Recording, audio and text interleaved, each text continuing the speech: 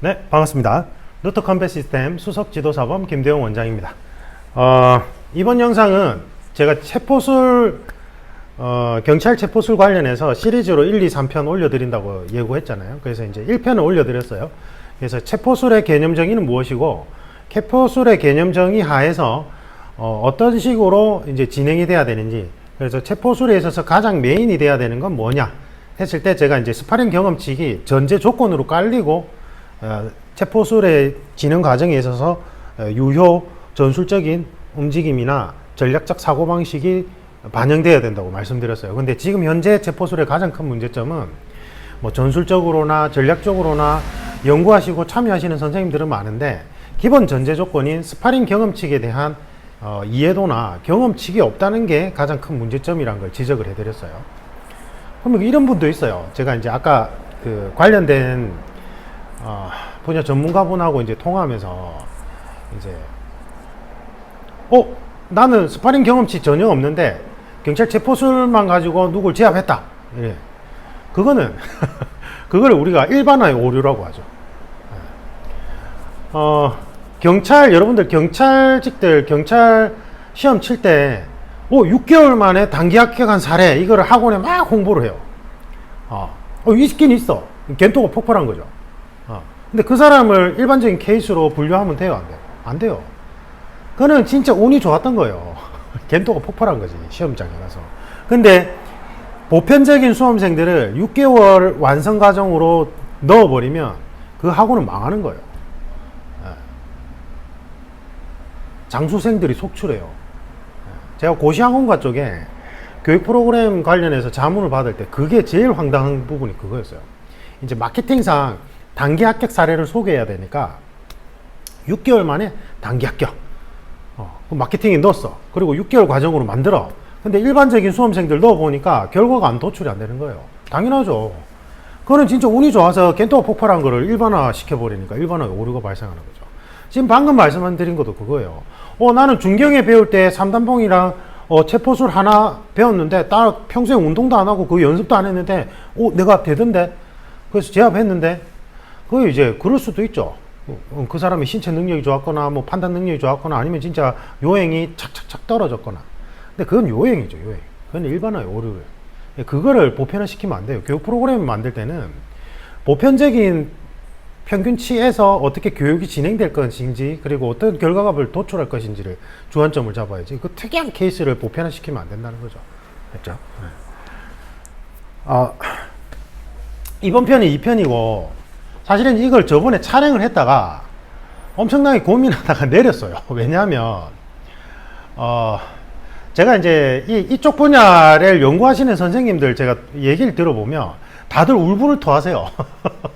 이제 현직자분들이나 이제 경찰 뭐 특수부대나 아니면 뭐 소방 쪽이나 어디 교육기관 담당하시는 기관에서 근무하시는 선생님들 아니면 현직자 선생님들이 이제 이런 체포술을 어떻게든 좀 이렇게 좀 좋은 발전 방향으로 뭔가 해보려고 하다가 이 관료제 집단의 관성력에 부딪혀가지고 이제 울분을 막 토하는 거예요. 근데 저는 관료제 집단이 가지는 관행을 계속 유지하려고 하는 관성력은 이해를 해요. 그건 사실은 그렇게 할 수밖에 없어요. 왜냐하면 법률로 치면 법적 안정성을 위해서 법은 급변하는 현실을 실시간으로 받아들이면 언뜻 보기에는 좋아 보일지 모르겠지만 법적 안정성이 무너지거든요. 우리 그거를 이제 정책으로 빗댈 때는 정책 안정성이라고 불러요. 어떤 정책이 급변하는 현실에 맞추어서 맞춤형 정책이 바로바로 만들면 좋을 것 같지만, 그러면 그 정책의 고유 정체성을 무너뜨리게 돼요. 그래서 한 발 늦게 진행돼야 돼요. 그러니까 체포술도 일종의 정책이라고 봤을 때, 경찰 실무진을 위한 업무 정책이라고 봤을 때 이거는 실시간으로 반영되면 안 돼요, 사실은. 그러면 계속 급변하게 되니까 이 구성 멤버들이 이 혼란을 가지고 온단 말이에요. 안정성이 무너져요. 그래서 관료제 집단의 장단점이기도 한데, 여러분들이 느끼는 건 이제 관료제 집단이 가지는 그러한 답답함이겠죠. 근데 저는 제가 답답하게 느끼는 포인트 지점이 그 관료제 집단에 대한 부분이 아니라 체포소를 운영하는 개개인, 경찰 개개인 분들, 뭐 국정원이나 뭐 그쪽에 이제 체포소를 해야 되는 그런 분들에 초점이 맞춰져 있어요, 저는. 그래서 제가 이제 저번 영상 때 이제 체포술과 무술의 상관관계에 대해서 설명하는 2편이었는데 하다가 제가 이제 본업 분야에 저희 이제 우리 현직자분들 가르칠 때 제가 되게 좀 압박을 많이 넣는 스타일이거든요. 그래 하다 보니까 좀 뭐라 해야 될까요? 이렇게 좀 버럭버럭 하듯이 영상을 촬영한 거예요. 제가 보고 나니까. 그래서 이러면 안 되겠다. 이건 왜 유튜브에 오픈해서 올리는 거잖아요. 그래서 그러면 안 되겠다 싶어서 이제 최대한 상냥하고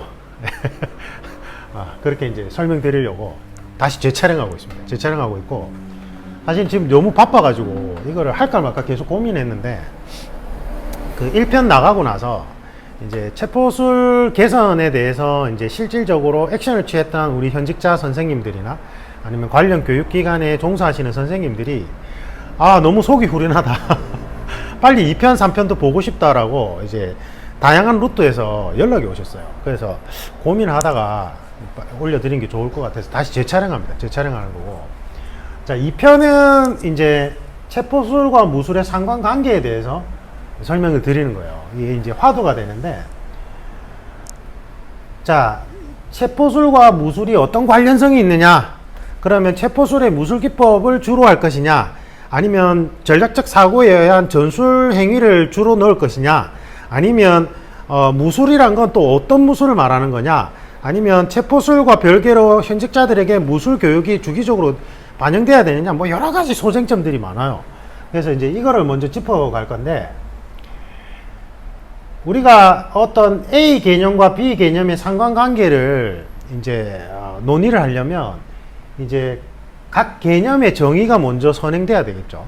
그래서 체포술의 개념 정의는, 체포술은 개념이 뭐예요?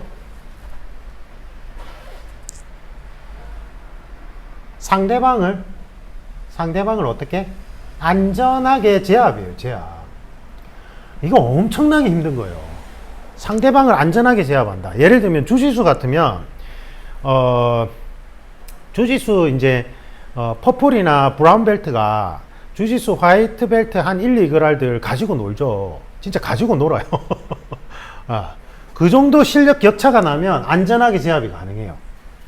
그런데 제가 이제 우리 주짓수 관장님한테 얘기 들은 건데, 아이고 선생님, 저희 퍼플 벨트 이상 넘어가면 퍼플하고 브라운들은 실력 차이가 다 고만고만해요. 그래서 일방적으로 상대방을 압도한다, 안전하게 제압하는 건 불가능해요. 그래서 서로가 기술 공방하다가 이렇게 막 만들어 나가는 형태입니다. 그래서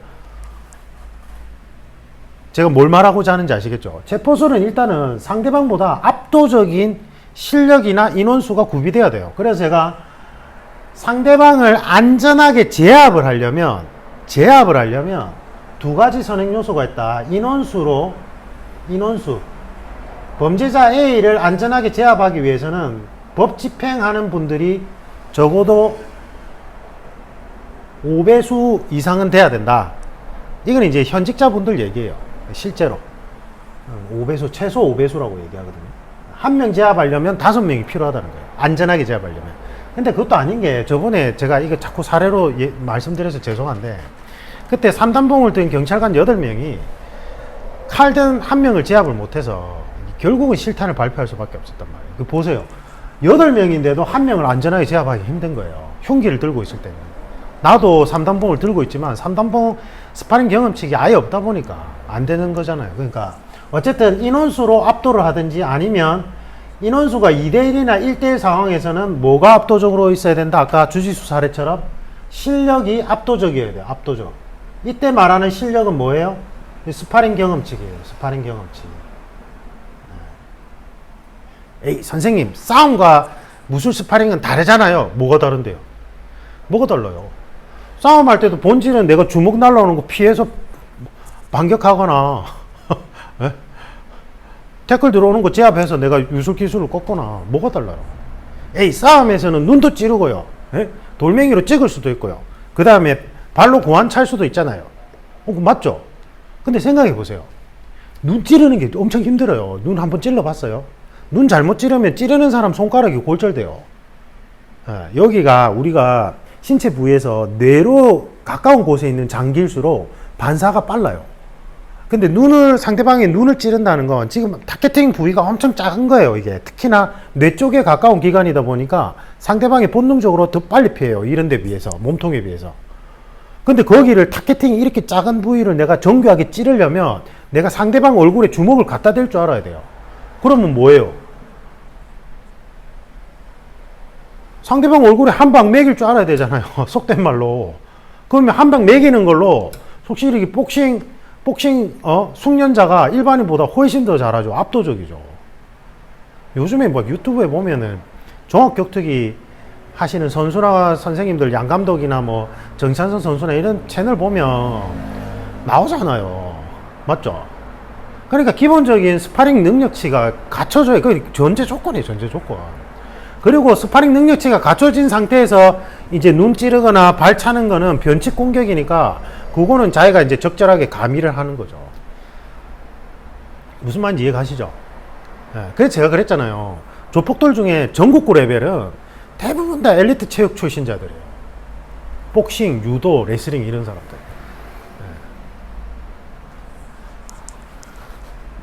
그러니까 지금 경찰이 얼마나 황당한 걸 추진하는지 알겠죠? 인원수가 확보돼도 인원수가 그 인원이 전략적으로 한 명을 제압하는 훈련은 아예 안 돼 있고, 그 다음에 훈련이 돼 있다 치더라도 3단봉 스파링 경험치가 없으니까 상대방 몸에 3단봉을 유효타를 매길 수도 없어요. 그 다음에 이 2대1이나 1대1 상황 같은 상황에서는 실력이 압도적으로 높아야 되는데 안전하게 제압하려면 그것도 안 되고 있어요. 아까 얘기했잖아요. 요행이 되는 경우도 있어요. 안 되는 경우가 있긴 한데 그거는 진짜 운이 좋은 케이스죠. 그걸 보편화시키면 안 된다니까요. 제가 제주도에서 장봉으로 나이프 제압하는 영상 분석해 드렸잖아요. 그건 진짜 운이 좋았던 거예요. 그 경찰관분이. 만약에 그 나이프를 든 사람이 전문 칼잡이라면 장봉을 그렇게 높이 드는 순간에 전부 다 베어요. 좌우 측방으로 순식간에 따고 들어와요. 제가 요즘에 이제 우리 칼리 오프라인 수련 모임 때 요즘 이제 기본 기술 체계는 끝나고 이제 스파링 공방 노하우로 넘어가거든요. 그래서 제가 이제 무기술은 스파링이 위험할 수밖에 없으니까 제가 이제 단계별로 진행하는데 지금 하고 있는 게 상대방의 측방 정면 공격에 대해서 이제 우리가 스파링이나 필드 상황에서 어떻게 이제 제가 이제 저도 하다 보니까 자꾸 따고 들어가야 되는지를 얘기하는데 농담입니다. 어쨌든 무슨 말인지 알겠죠? 체포술의 개념이 이거예요. 그러니까 기본적으로 제가 저번 시간에 강조했던 게 스파링 경험칙은 기본적으로 전제가 돼야 된다는 거예요. 맞죠? 그럼 이제 무술은 뭐예요? 무술은 제가 여기서 말하는 무술은 현대 스포츠화된 스파링 중심의 교육 체계를 가진 무술을 말해요. 제가 말하는 무술이란 거. 그러면 이거는 유도, 주짓수, 그 검도, 대한검도에, 그 다음에 펜싱, 복싱, 킥복싱 뭐 이런 게 있겠죠. 근데 우리가 먼저 무술의 개념 정의를 하려면 총기가 등장하기 이전, 총기가 주류를 이루기 전에 도검류가 전쟁을 지배하던 시대 때 무술과 총기가 등장하고 나서의 무술은 효용 가치 측면에서 완전히 달라졌어요. 그래서 제가 지금 계속 말씀드리는 도검류 전략, 전술 방법 등은 총기가 등장하기 이전에 도검류가 전쟁을 지배하던 시대 때 무술에 대해서 설명드렸던 거예요. 이때 무술 개념은 뭐냐면 이거예요.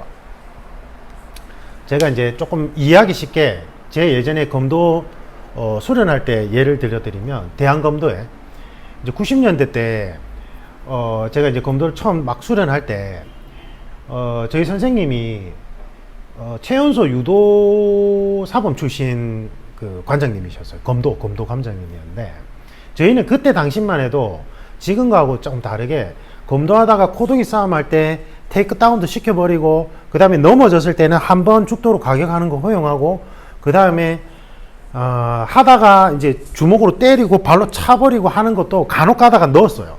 그게 옛날식으로. 지금 절대 그렇게 안 하죠. 그렇게 해서도 안 되고 위험하고. 근데 저희 이제 초창기 때는 그렇게 했거든요. 그게 이제 그렇게 진짜 옛날식 수련 방식이 이제 진행될 때였는데, 저희 선생님이 뭘 많이 강조하셨냐면, 이제 술자리를 가잖아요. 술자리를 가면, 그때만 해도 이제 그 검도장에 이제 이게 아무래도 몽둥이 들고 서로 치고받고 하니까 야만성이 극대화되니까 예법을 엄청 중시해서, 지금도 마찬가지지만, 그래서 항상 똑바로 정신 차리고 술을 먹어야 돼요. 근데 또 술이 다들 말술이야. 말술이에요. 먹었다 하면 뭐, 예, 괴짝으로 쌓아놓고 말술인데, 또 그것도 자세가 흐트러지면 안 돼. 그럼 다음날 죽어요. 반쯤 죽으니까. 이제 이렇게 술을 딱 먹잖아요. 그러면 이제 저희 선생님이 초반에 빡 주고 본인은 딱 12시 되면 기가를 하세요. 왜냐면 그 다음날 새벽부를 가르쳐야 되니까. 그럼 이제 운동 마치고 갔을 때 10시부터 해서 만약에 12시까지 먹으면 그 2시간 안에 엄청 주셨어요. 엄청. 그럼 저는 또 술을 엄청 좋아하고, 지금은 아닌데 그때는 술을 잘 먹었어요. 그래서 주는 대로 쪽쪽쪽쪽 먹었어요. 어쨌든 술이니까 좋으니까 먹었는데, 좀 알딸딸해진다 싶으면 선생님이 전에도 한번 얘기한 적이 있는데, 얘기 드린 적이 있는데, 선생님이 딱 뭐라고 하냐면, 야, 여기 출입구가 어디야? 이래요. 보조 출입구는 어디야? 이러고, 우리가 들어왔던 출입구 말고 또 보조 출입구 어디야? 이래요. 그리고 만약에 여기 불이 나면 너 어떤 식으로 어떻게 대피할 거야? 이러고, 만약에 옆에 테이블에서 시비가 붙어서 병으로 너를 찍으면 너 어떻게, 검객으로서 어떤 식으로 대응해서 어떻게 탈출할 거야? 이러고, 그 술이 좀 알딸딸해진다 싶으면 그 주변 상황에 대해서 계속 인지시키고 어떻게 판단하고, 그러니까 전략적 사고 훈련이죠, 일종의. 그게 이제 지금 제가 그 교육 프로그램 안에 이제 제일 핵심으로 넣은 건데, 그것과 함께 이제 검객으로서 네가 그 위기 상황을 어떻게 헤쳐나갈 거냐, 이제 그러면 저희들끼리 이제 그거 이제 질문 받고 나면 이제 막 이제 서로 토론 아닌 토론이 벌어지는 거예요, 저희 청년부들끼리. 그럼 만약에 이놈이 이렇게 탁 치면 우리가 신문지를 딱 말아서 손목을 탁 치고 이렇게 탁 하면 되지 않을까 이러면서 재밌지, 그렇게 얘기하는 게. 이게 일종의 뭐예요? 지금 제가 지금 설명드린 이게 전부 다 일종의 상황 훈련인 거예요. 시뮬레이션 훈련. 그러니까 사실은 총이 등장하기 전에 무술은, 전통 무술에서는 맨손 무술 개념은 없었다 했잖아요.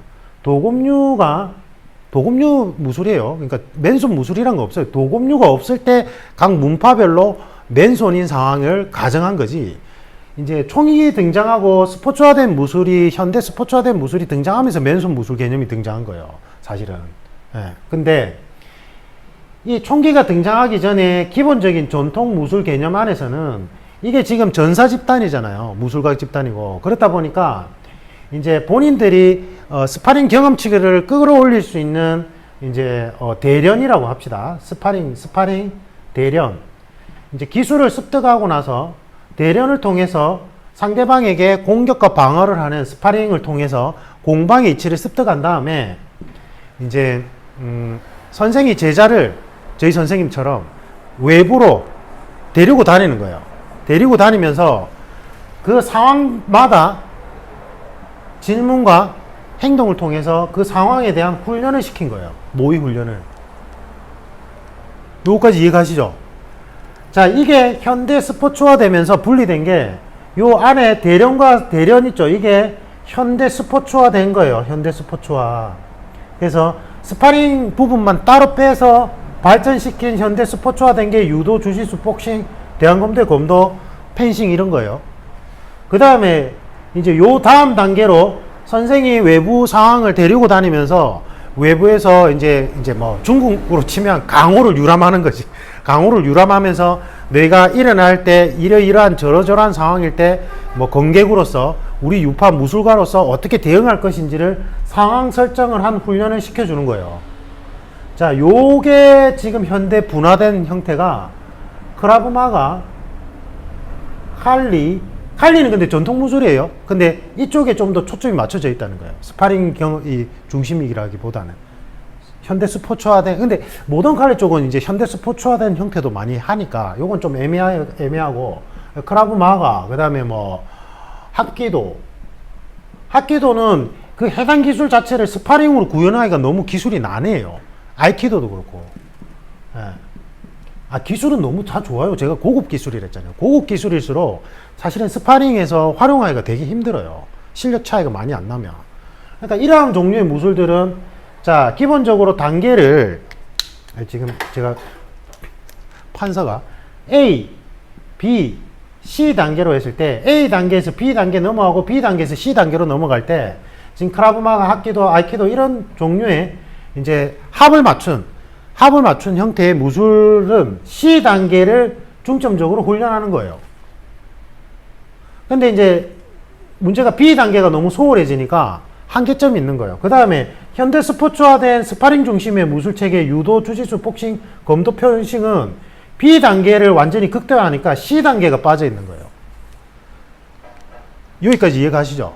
그래서 제가 저기 무술을 이제 조합을 해야 된다면 확장을 해 나갈 때 B와 C 쪽의 특징을 가진 무술을 혼합하라고 하는 거예요. 그래서 아이키도를 하신다면 합기도를 하고 또 아이키도를 하는 거는 같은 C 섹터 안에 있기 때문에 효용 가치가 떨어져요. 시너지 효과가. 그러니까 B 섹터의 무술을 베이스로 하고 이걸 베이스로 하면서 C 섹터에 있는 무술로 확장하라고 하는 의미가 그래서 그래요. 그래서 크라브마가 지도자분들도 보면 킥복싱을 원래 킥복싱 선수 출신 뭐 아니면 가라데 선수 출신 이렇게 베이스가 있는 분들이 크라브마가 선생님으로 활동하면 그분의 수업의 퀄리티는 아주 높아요. 왜냐하면 C 섹터 위주의 훈련을 하니까 B 섹터의 부분을 본인이 지도자로서 베이스를 갖고 있으니까 이걸 훈련에 가미를 시켜주는 거예요. 예. 그래도 한계는 있어요. 이게 장단점이 명확하다고요. 그러니까 제가 말씀드리는 게 스파링 경험치기 정말 중요해요. 왜냐하면 생활체육 개념에서는.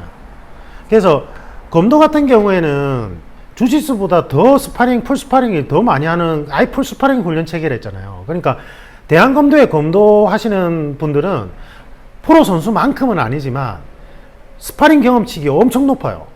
왜냐하면 주구장창 풀스파링만 하니까. 예.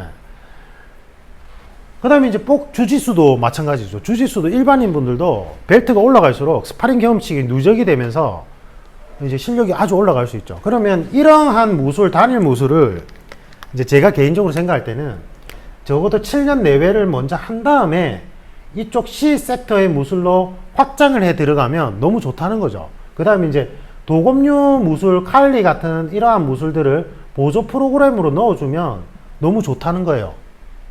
자, 여기까지 제가 이때까지 저희 채널에서 계속 설명드린 내용들이었어요. 체포술은 성질상 A, B, C 섹터에서 어디에 해당될까요? C 섹터에 해당돼요. C. 체포 상황이라는 특정한 상황에서 특정한 신분, 경찰이든 뭐 국정원 요원이든 뭐 대테러 전문가든 공안직 계통의 특정한 신분의 사람이 특정한 상황일 때 상대방을 안전하게 제압해야 되는 술기 훈련이니까 C 섹터예요. 그러니까 제가 아까 계속 주구장창 얘기한 게 B 섹터가 전제가 되지 않고 그냥 A에서 바로 C로 넘어가면 이 말짱 도루묵이라는 거예요. A에서 그냥 바로 C 섹터로만 넘어가면 스파링 경험치기라는 B 단계가 빠져있기 때문에 기술을 못 써요. 합을 맞춘 시연용 형태에서는 그럴듯하게 되는데 실제로 변수가 많은 진짜 전문적인 조폭이나 칼잡이나 이런 사람들한테 안 된다는 거예요. 이게 B 섹터, B 단계가 빠져버리면. 근데 아까 얘기했잖아요. 어떤 선생님은 B 없어. 그리고 C만 격가지로 잠깐 했는데도 범죄자 제압했대요. 그건 운이 정말 좋았던 거예요. 그게. 운이 정말 좋았던 거예요. 그게. 제가 예전에 택견 훈련부장 할 때 택견을 먼저 했잖아요. 저는 아주 어릴 때부터 택견 훈련부장 할 때 저희 이제 택견 대학 동아리에서 그 친구는 대학교 들어와서 택견을 처음 배웠어요. 이 친구가 택견 배운 지가 한 석 달, 넉 달밖에 안 돼. 그 저하고 이제 견주기 할 때 저는 이제 제가 훈련부장이니까 1학년이지만 훈련부장을 했거든요. 그래서 이제 좀 지도 연습처럼 받아준다고 했는데 이놈이 예상치 못한 각도로 관전돌에 빵 들어온 거예요. 저도 모르게 한 3초를 비틀거리면서 무기력 상태에 빠졌어요. 그렇다고 해서 그 친구가 저보다 견주기 실력이 높은 건 아니잖아요. 그냥 운 좋게 럭키 펀치가 아니고 이걸 뭐래? 럭키 킥이 들어온 거란 말이에요. 근데 그런 일이 발생할 수 있어요. 근데 그렇다고 해서 그걸 일반화시키면 안 된다는 거예요. 됐죠? 그래서 지금 제가 말하는 체포술과 무술의 상관관계에서 무술이라는 건 B섹터 중심이 된 무술, 그래서 현대 스포츠화된 스파링 중심의 무술, 유도, 주짓수, 복싱, 검도, 펜싱을 말하는 거고, 체포술은 C섹터에 있는 상황 설정, 상황 모의 훈련을 해야 되는 거란 말이에요. 그런데 C섹터로 돌입을 하려면 A섹터에서 C섹터로 바로 가면 안 되고, 기술 연습이라는 A섹터에서 C섹터 상황훈련으로 바로 가면 안 되고, 반드시 기술을 1대1 상황에서 나에게 적대감을 가진 상대방한테 그 기술을 성공시킬 수 있는 스파링 경험칙 B섹터가 선행이 돼야지만 C섹터로 넘어가는 게 의미가 있다고요. 그거를 제가 전에 얘기했잖아요. 그 본업이 3단봉에 그 수석 인스트럭처 그 제럴드 위원기 PTTA 대표님, 그분이 이제 미국 경찰 특공대 출신이잖아요. 교관 출신이시고 전 세계 돌아다니면서 이제 군 특수부대 교육하시는 분인데, 이분이 이제 본업이 3단봉 지도자 과정 때 딱 하신 말씀이 그거란 말이에요. 이제 그것도 전부 다 C섹터 위주로잖아요. 상황 설정 훈련이에요. 예.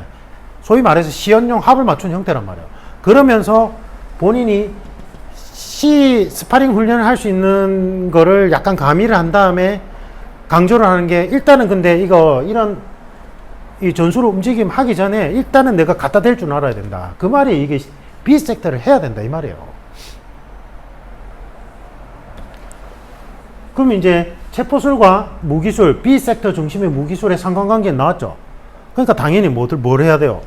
지금 경찰직들은 이제 체포술을 이렇게 아무리 그럴듯하게 바꿔봐요. 소용이 없어요. 왜냐하면 지금 B섹터에 대한 훈련이 전혀 안 돼 있기 때문에. 그래서 반드시 지금 선행적으로 경찰 내에서 이 부분에 대한 개선을 하시려면 예전처럼, 예전에 80년대, 70년대, 제가 기억하기로는 80년대처럼 그 유도, 대한검대 검도, 태권도, 뭐 주짓수, 복싱, 이 B섹터의 무술 동아리를 활성화시켜줘야 돼요. 그때는 그 동아리 활동이 활성화가 잘 돼 있었어요. 근데 어느 순간부터 제가 얘기했죠. 경찰직에 입직하시는 분들이 여기에 대한 경험칙이 아예 사라지고 그냥 필기가 워낙 어려우니까 공부만 하는 친구들이 들어오기 시작하면서 이제 그게 이제 흐지부지 됐거든요. 그래서 C섹터를 재정비해가지고 복잡한 현대 사회에 맞게끔 체포술을 계속 개선하는 것도 반드시 필요한데, 그 이전에는 경찰관 분들 한 분 한 분이, 구성원들이 B섹터에 대한 훈련이 자연스럽게 갖춰져 있어야 돼요. 그러려면 어떻게 해야 된다? 지금 현행 경찰관 분들한테 요쪽 무술 관장님들 한 달에 한 번씩 초빙해서 이렇게 시연하는 거 멍하게 보고 있게 하면 안 되고, 그러면 안 되고, 유도나 주짓수나 복싱이나 검도, 대한검대 검도나 펜싱 이런 거를 자체적으로 동호회를 만들 수 있게 돈을, 금전적 지원을 해준 다음에, 그리고 그러한 동호회 활동을 이제 근무 시간 안으로 편성도 해주고, 그 다음에 동호회 활동을 원활하게 잘 해가지고 뭐 대회 나가서 입상을 한다든지, 아니면 동호회 활동을 이제 원활하게 계속해서 승단을 한다든지, 뭐 이렇게 하시는 분들한테는 진급상 인사 진급 때 유리한 가산점을 준다든지, 그걸 제도적으로 전폭적으로 자꾸 서포트를 해줘야 돼요. 그러면 경찰직 분들, 예를 들면 경찰관이라면, 경찰만 놓고 보자면 경찰관 구성원들 개개인이 B섹터 스파링 경험칙에 대한 무술에 대한 기본 베이스가 깔리기 시작하면 이 C섹터에 있는 체포술을 본인이 응용해서 갖다 쓸 수 있단 말이에요. 제가 이제 검도장에서, 저희 선생님이 검도장에서 검도 막 풀스파링 하는 것과 별개로 술자리에서 계속 야 출입구가 어디야 취하면 이제 괴롭혔듯이 저희는 재밌었는데, 그게 이제 전략적 사고방식을 통해서 무술가들이 주체적으로 상황에 적응할 수 있게끔 해주는 거예요, 지도자가. 됐죠? 이해가 되시죠? 그래서 자꾸 제가 좀 답답한 게, 체포술을 연구하시는 어떤 단체나 아니면 선생님들이 자꾸 체포술 개선에만 초점을 두시는데 아니에요. 이것도 분명히 필요한데 그 이전에 체포술을 배워야 되는 구성원들이 B섹터에 관한 스파링 경험칙을 최소한도로 5년에서 7년 내에 쌓을 수 있는 환경을 조성해 줘야 돼요. 그러니까 이러한 무술 동아리 지원을 파격적으로 해줘야 돼요. 이거는 직원 복지 사항이기 때문에 충분히 개선해 나갈 수 있어요. 네, 진짜로. 제가 이제 예전에 좀 그렇게 왕성하게 이제 막 이쪽 분야로 오기 전에는 이제 뭐 좀 고위직 분들, 아는 분들한테 이제 이거를 얘기를 하고 하면 되는데 지금 전혀 아니기 때문에 야인이라서 제가 이제 뭐 그럴 수는 없는데 이제 그런 위치에 있는 분들이 그런 아이디어를 좀 내시면 좋을 것 같고 그래서 이러한 동호리 활동을 활성화 시켜줘야 돼요. 그래서 스파링 경험칙이 최소한 5년, 7년 쌓이면 이제 이러한 체포술 모의 상황 훈련을 통해서 충분히 역량을 발휘할 수 있어요. 진짜로. 예. 설명이 되었는지 모르겠습니다. 내용이 너무 길어져서 일단 끊고 그러면 다음 편에는 이제 이게 전제로 깔렸을 때 실질적인 체포술, 다시 얘기하면 체포 상황에 대한 훈련 프로그램은 어떤 식으로 만들어져야 되고 중요한 원칙들이 뭐가 있는지 간략하게만 설명해 드릴게요. 뭐 자세하게 할 수는 없잖아요. 맞죠? 그래서 이게 제일 중요한 개념입니다. 이게 제가 볼 때는 그런 거예요. 구성원들이 지금 걷지도 못하는 상황에서 달리기 훈련 프로그램을 아무리 그럴듯하게 잘 만들어 봐야 아무 소용없어요. 일단은 달릴 수 있는 상황까지는 끌어올려 놓고 그 다음에 이제 달리기 상황에 대한 여러 가지 훈련을 시켜야지. 맞잖아요. B섹터가 반드시 중간에 들어가야 됩니다. 뭐 그럴 수는 있어요. 선생님 그러면 이러한 효과를 나타낼 수 있도록 요 C 안에 요거를 보조로 넣으면 안 될까요? 안 돼요. 그는 이게 단계를 무시하게 되는 거죠. 이게 메인이 되고 이게 확장된 버전이기 때문에 그렇게는 안 돼요. 사실은 그건 한계가 있을 수밖에 없어요. 또 그 얘기까지 하면 너무 길어지니까 일단 생략하겠습니다. 도움 되셨길 바랍니다. 그리고 그 관련 기관 쪽에 근무하시는 분들 궁금한 사항은 언제든지 댓글 남겨주십시오. 아니면 카톡을 남겨주시면 제가 보고 제가 뭔가 설명드릴 수 있는 거는 이제 영상으로 제작해서 올려드리겠습니다. 이제 그렇게 하려고 만든 채널이니까 그렇게 활용하시면 좋을 것 같습니다. 그 다음에 이제 이 교육 문의를 주시는데 이거는 다음에 하겠습니다. 지금 내용이 너무 길어져서 이상입니다. 마치겠습니다.